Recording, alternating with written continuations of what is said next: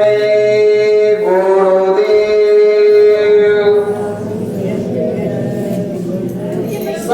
जय गुरुदेव नाम किसका?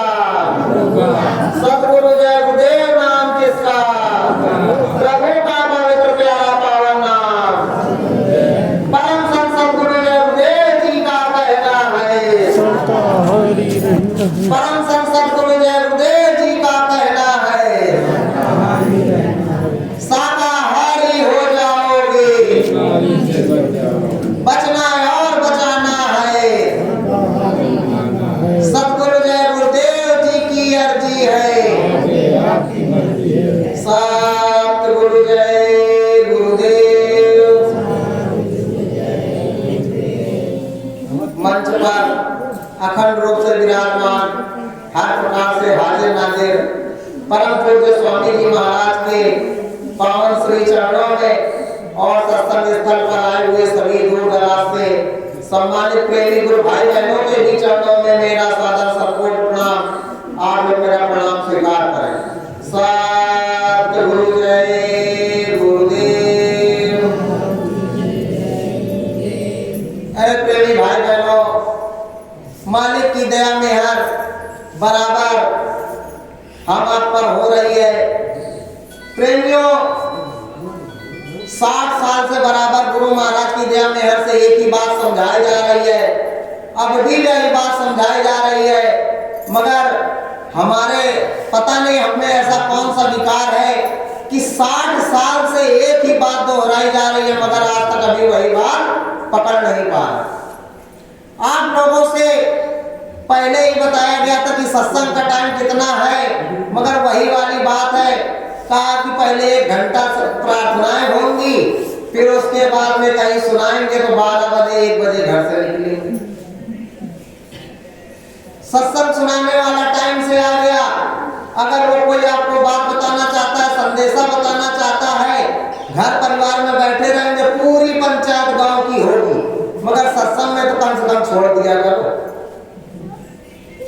सत्संग सुनाया जा रहा है, गुरु की कोई बहुत ही गुण रहस्य की बात बताई जा रही है, परमात्मा का भेद बताया जा रहा है, भक्त का कुछ संदेशा दिया जा रहा है और आपके वही चर्चा चल रही है। कल यहाँ से अगर लौट करके जाओगे, अगर आफत आएगी और तुमसे कोई होशियार व्यक्ति बैठा होगा, अगर उसने पूछ लिया, उसको याद आ गया कि तुम उस जगह सत्संग में गए थे, वहां पर ये बात बताई गई थी, तो बताओ आप क्या कहोगे? यही कहोगे कि हम तो दूसरे से बतियाने में जुटे थे। प्रेमियों, 6 साल से लगभग आपके बीच में आने का मौका मुझे भी मिल रहा है। बराबर आप लोगों से एक ही बात कहता हूँ कि अरे घर परिवार में जैसे रहते हो वैसे रहो, मगर जब सत्संग के लिए निकलो तो सारी चीजें भूल जाओ।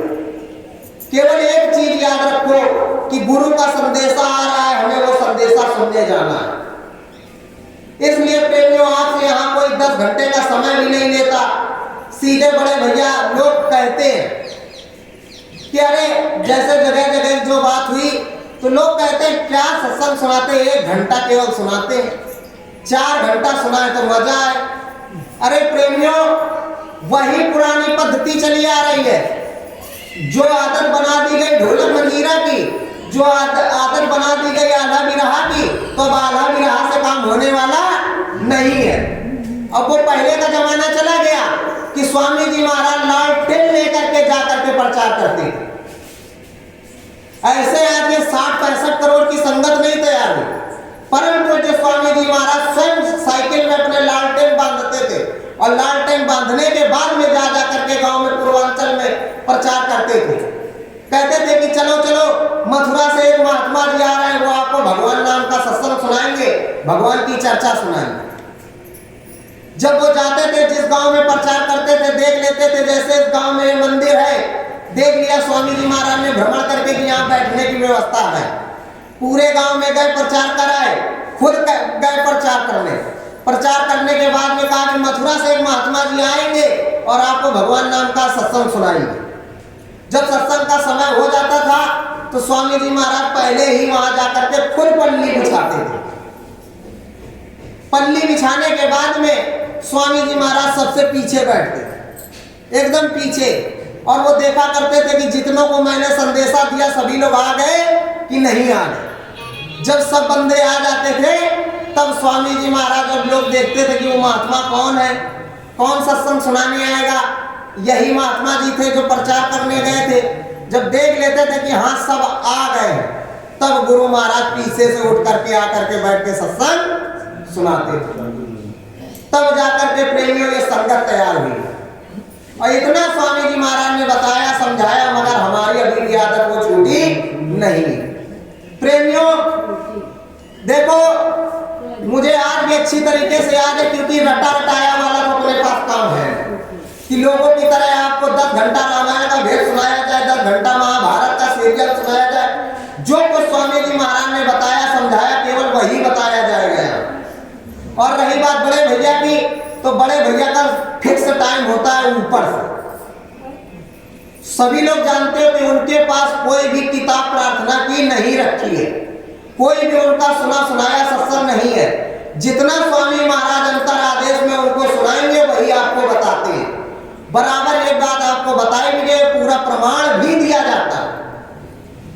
जहां अंतर अनुभव की बात होती है, यहाँ ऐसे लोग ना जाने कितने बैठे जिनको बराबर अनुभव होता है।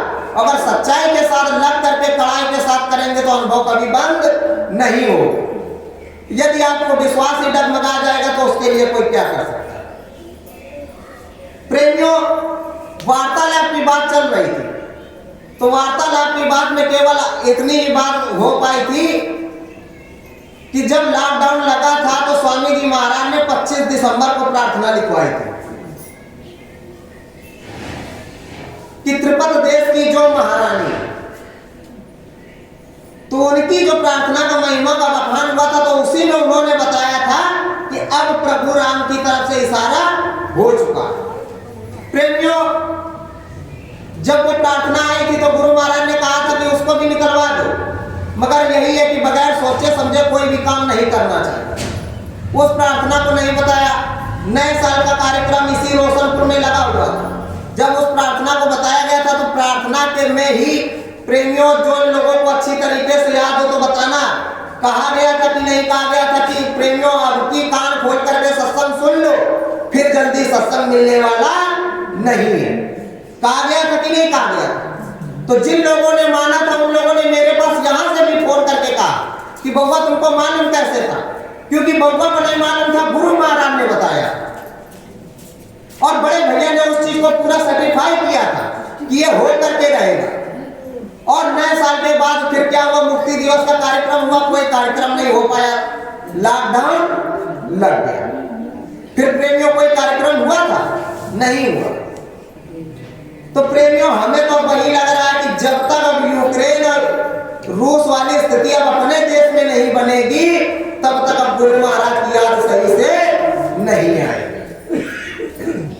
क्योंकि जब लॉकडाउन लगा था तो सबकी माला निकल आई थी, सबको गुरु महाराज याद आने लगे थे। गुरु महाराज से विनती प्रार्थना करके ध्यान भजन के द्वारा, हवन पूजन के द्वारा जिस तरह हो सका रास्ता निकाला गया। गुरु महाराज से विनती प्रार्थना करके प्रभु राम को भी रोका गया कि हे मालिक दया कर दो, देश आपका है, संगत तो गुरु महाराज की रहेगी मगर राज आपका रहेगा। तो प्रभु राम की भी दया मेहर हुई। और जब प्रभु राम की दया मेहर हुई तो फिर आपकी वही नौटंकी शुरू हो गई, फिर माला खूटी पे टंग गई। कहा चला गया कोरोना, अब कौन करे भजन? बरेला जाओगे इतने जोश के साथ, यानी लग करके हफ्ता खा महीना 15 दिन तो भजन करोगे सभी लोग। और जहां महीना 15 बीता नहीं कि फिर धीरे धीरे धीरे धीरे नौटंकी शुरू होने लगती है। तो प्रेमियों, सच्चाई की जो बात है इससे कोई काम बनने वाला नहीं है। अब की जो टाप डेट लगने जा रहा प्रभु राम का, तो अभी तो यही था कि एक गांव में कहीं यदा कदा 10-20 मरते थे, अब तो खुली किताब हो गई है कि कहीं ऐसा ना हो कि पूरा का पूरा गांव साफ हो जाए। प्रेमियों, प्राकृतिक की जो घटनाएं हैं वो अब दिन का दिन ऐसे बढ़ेंगी कि सबकी बुद्धि फेल हो जाएगी, सबके दिमाग खड़े हो जाएंगे। अभी जो सूर्य ग्रहण लगा, कब लगा? दीपावली वाले दिन। गुरु महाराज की तरफ से इशारा हो गया था कि बच्चों शंखनाद हो गया, मगर जब किसी को विश्वास ही नहीं है तो कहना भी बंद कर दिया गया।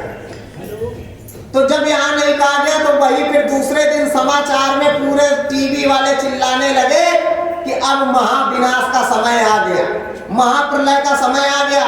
काशी के बड़े बड़े ज्योतिषाचार्यों ने चिल्लाना शुरू कर दिया कि अरे ये तो वो सूर्य ग्रहण पड़ रहा है जो महाभारत के पहले पड़ा। तो आपके गुरु महाराज क्या चिल्ला रहे हैं? स्वामी महाराज भी तो चिल्ला रहे हैं कि बच्चों कलयुग जाएगा, सतयुग आएगा और दो युगों की टक्कर होगी, महाभारत का इतिहास पीछे हो जाएगा। तो प्रेमियों कोई छोटी मोटी बात नहीं है।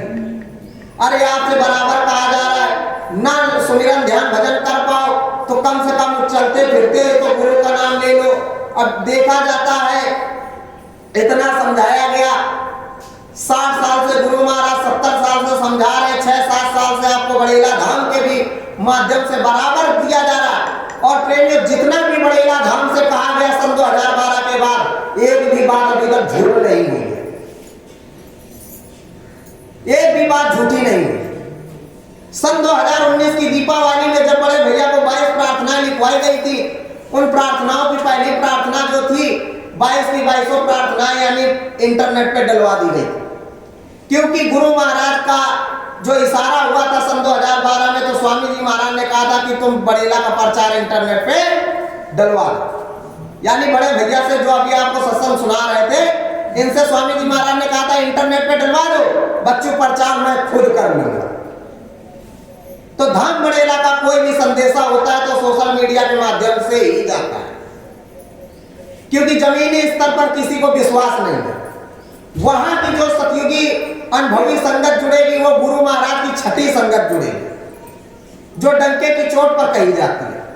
कोई मिलावनी नहीं, धोखाधड़ी का कोई काम नहीं, सीधे वहां डंके की चोट पे कहा जाता है प्रेमियों अगर अनुभव हो तो विश्वास करो, अनुभव ना हो तो कभी मानने की जरूरत नहीं है।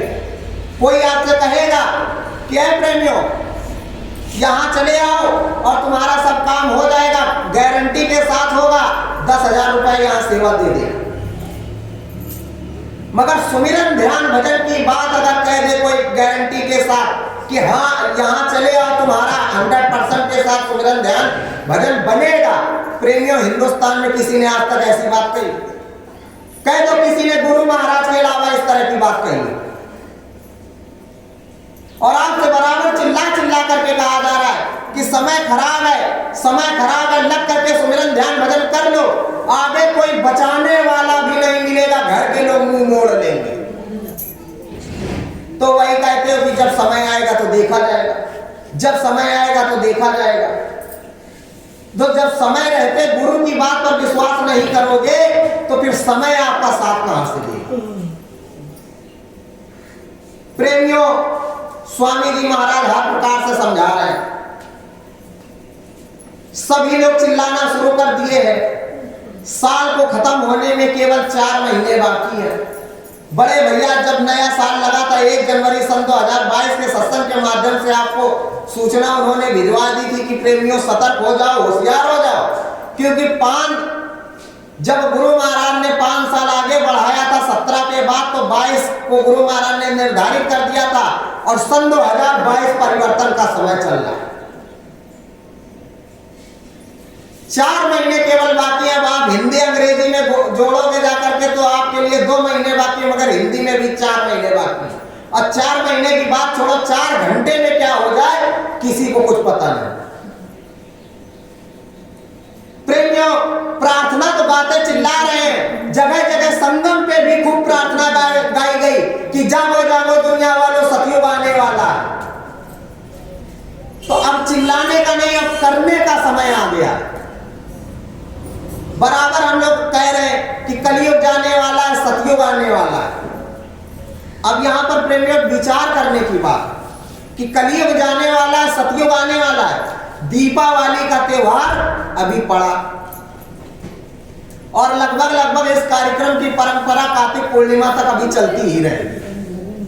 तो जब यह दीपावली का त्योहार पड़ा तो दीपावली के त्योहार पर लोगों ने क्या किया, सबसे पहले घर की साफ सफाई शुरू की। घर की साफ सफाई करने के बाद में घर को डेंटिंग पेंटिंग करवाया। क्यों? क्योंकि दीपावली का पर्व है और लक्ष्मी गणेश का पूजन का समय आ गया। किसका? लक्ष्मी का। तो लक्ष्मी के आगमन के लिए आप पूरे घर की साफ सफाई कर दिए, यहाँ तक कि अपने शरीर के भी पूरे कपड़े सब नए कर दिए, मगर मन वही पुराना। तो प्रेमियों, लक्ष्मी के आगमन के लिए, लक्ष्मी के पूजन के लिए घर पूरा नया करवा दिया।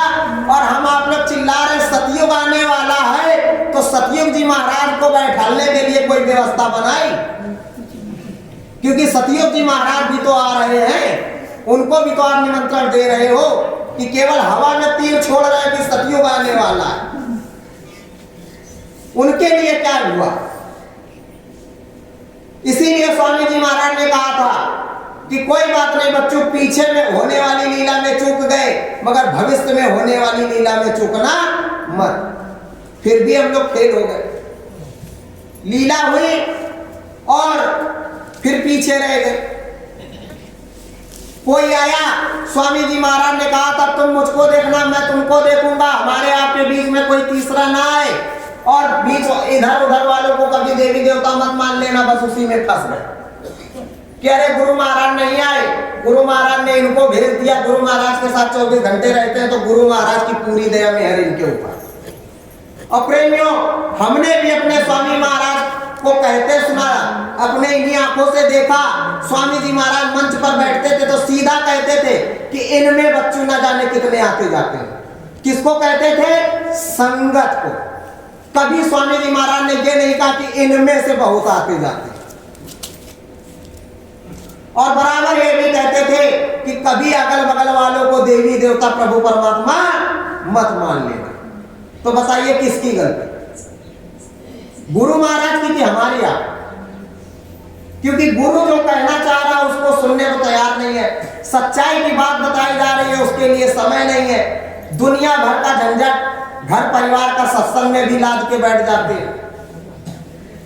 अब ये जो समय निर्धारित किया गया था उस समय पे आओगे नहीं, बाद में जब समय बीतने लगेगा तो सानी करने है, चारा करना है और जा करके घर में बर्तन मांजने हैं, ये करने हैं, वो करने हैं, तो बताओ प्रेमियों क्या लाभ मिलेगा? इसीलिए कहा जाता है कि सत्संग, सुमिरन, ध्यान, भजन, जब ये दो काम करने के लिए बैठो तो मन एकदम शांत होना चाहिए, क्योंकि मन अगर शांत नहीं होगा तो कोई भी काम बनने वाला नहीं है। प्रेमियों, संगम पे प्रार्थना बोली गई थी और बड़े भैया ने जब वो प्रार्थना लिखवाई थी संगम पे उसका प्रचार कर दिया गया था, मगर उस प्रार्थना पे गौर किसी ने नहीं किया। प्रार्थना की 22 प्रार्थना में पहली प्रार्थना थी, सुन सुन रे भारत के नर नारी, हो जाओ सब शाकाहारी, समय काल का प्रलय आ गया, शंखनाद और बिगुल बज गया, क्या राजा क्या प्रजा सुनोजन, छूट चुकी है बीमारी, जन धन हाहाकार मचेगा, सतगुरु जय गुरुदेव चितावे, हो जाओ शाकाहारी। तो इस प्रार्थना को पूरे संगम में, यानी संगम एक ऐसा क्षेत्र है कि जहां पर पूरे भारत में विश्व के लोग इकट्ठा होते हैं। 19 में भी प्रचार हुआ, 20 में भी हुआ।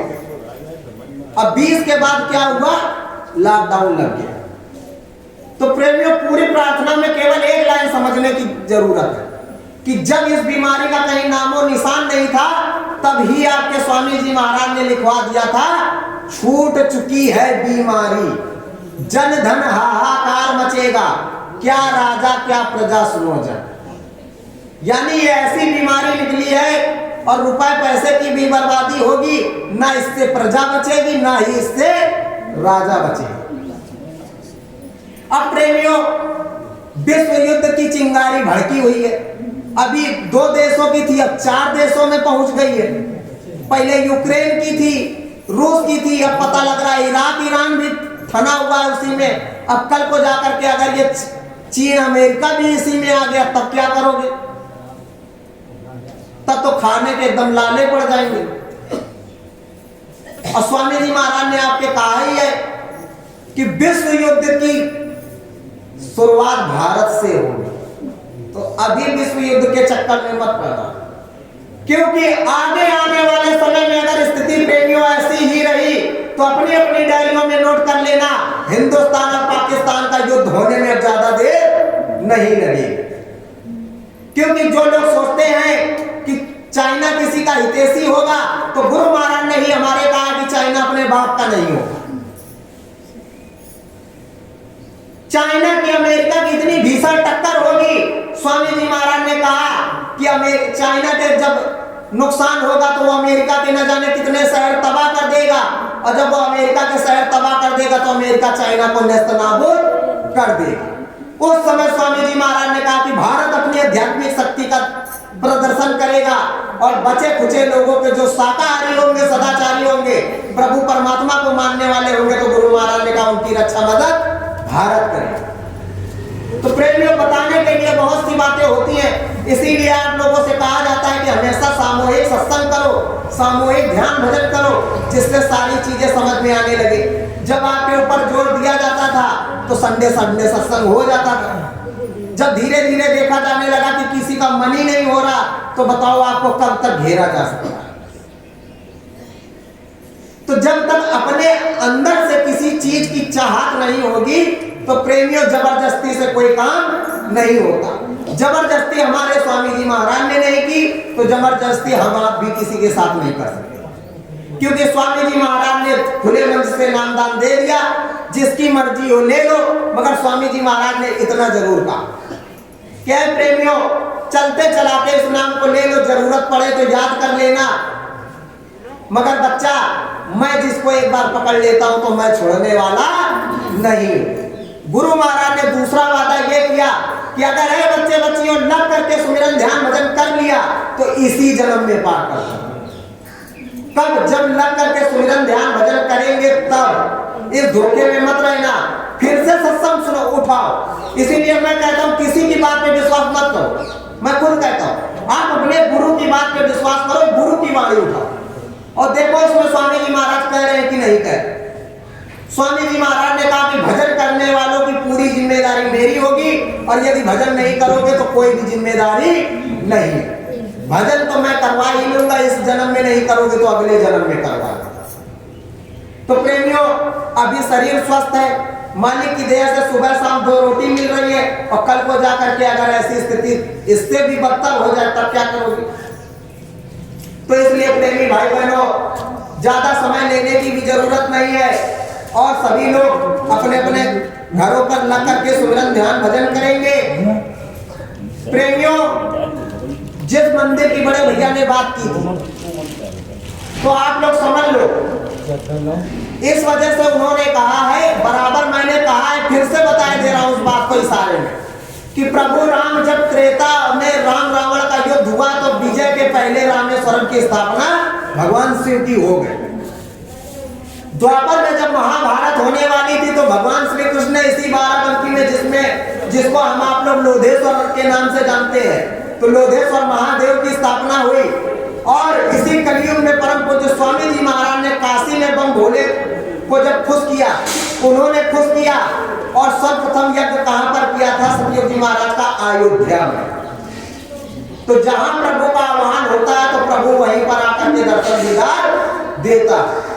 तो सतयुग जी महाराज का भी मंदिर बन करके बड़ेला धाम में तैयार हो गया, और बड़ेला धाम में सतयुग जी महाराज का मंदिर बन चुका है, गुरु महाराज का भी मंदिर बन गया है, और अखंडेश्वर के रूप में भगवान शिव की भी स्थापना हो गई है।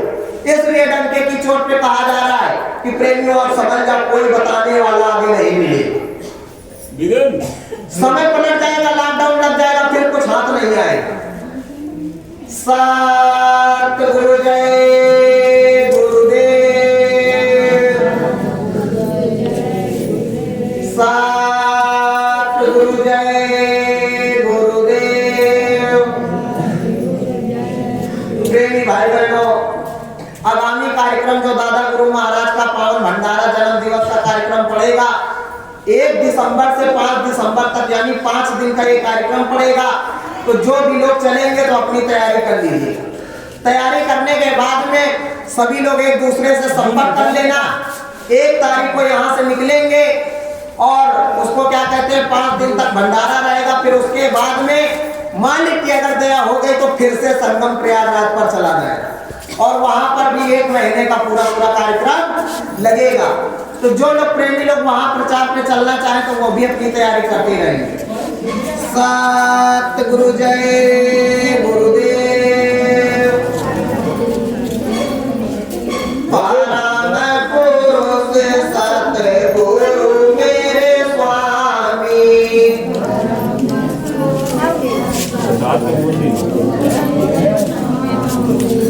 दाता दयालु अंतर्यामी। दाता दयालु अंतर्यामी। नाम रूप आसमान बतायो। नाम रूप आस्थान